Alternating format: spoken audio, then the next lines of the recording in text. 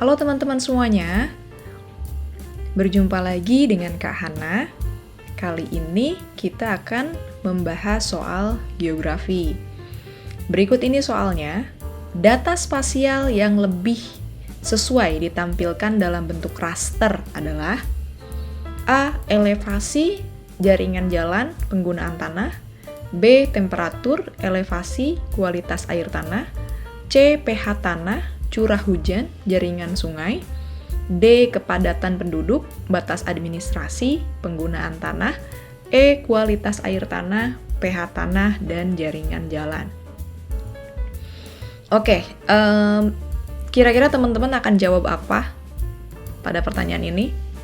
Ini materinya SIG ya, Sistem Informasi Geografis. Yang ditanyakan di sini adalah data spasial yang lebih sesuai ditampilkan dalam bentuk raster.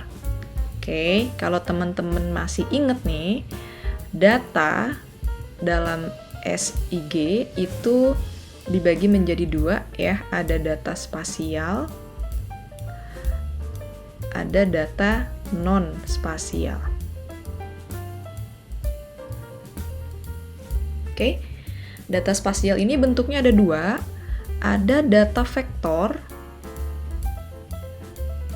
Data vektor itu data yang terdiri dari titik,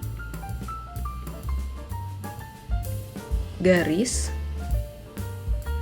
dan poligon. Ya, biasanya dengan titik, garis, dan poligon ini dipakai untuk menggambarkan jalan, sungai, batas administrasi,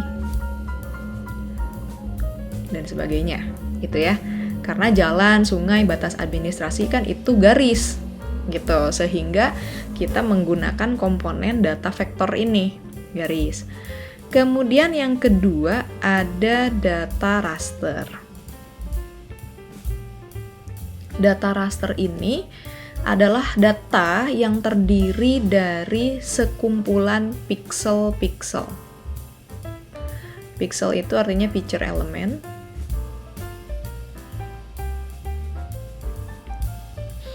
Kalau teman-teman pernah memperhatikan saat kita ngezoom foto di HP kita gitu ya, semakin kita ngezoom sampai mentok, semakin ngeblur gambarnya, dan kita akan ngelihat semacam susunan kotak-kotak-kotak gitu ya. Nah, kotak-kotak itulah yang kita sebut picture element. Makanya sistem kamera kita kan spesifikasinya MP ya, megapiksel gitu. Nah, dalam sebuah gambar yang terdiri dari piksel-piksel, semakin banyak susunan pikselnya atau semakin rapat susunan pikselnya, maka semakin jelas gambar tersebut. Begitu. Ya, atau semakin kecil wilayah yang difoto, misalkan citra foto udara ya misalkan ya. Semakin sempit wilayah yang dipetakan, semakin sempit wilayah yang di foto, maka akan semakin jelas gambar itu. Beda lagi dengan wilayah luas yang difoto, maka hasil citranya ketika di zoom ya, belum sampai detail udah keburu pecah-pecah tuh, ya kan? Pikselnya udah keburu kelihatan gitu. Nah, ini bedanya. Berarti kalau raster ini lebih ke penggunaan kayak semacam jenis tanah, ya, peta jenis tanah, kemudian ketinggian tempat juga atau topografi, atau jenis vegetasi gitu ya, seperti itu. Nah, kalau data non spasial apa? Data non spasial ini data atribut. Artinya atribut ini data yang menjelaskan lebih lanjut mengenai data yang tidak ditampilkan di data spasial ini. Begitu. Nah, berdasarkan penjelasan ini, berarti kita bisa tahu nih, karena yang ditanyakan itu raster, maka kita harus eliminasi aja option-option yang mengandung vektor, ya.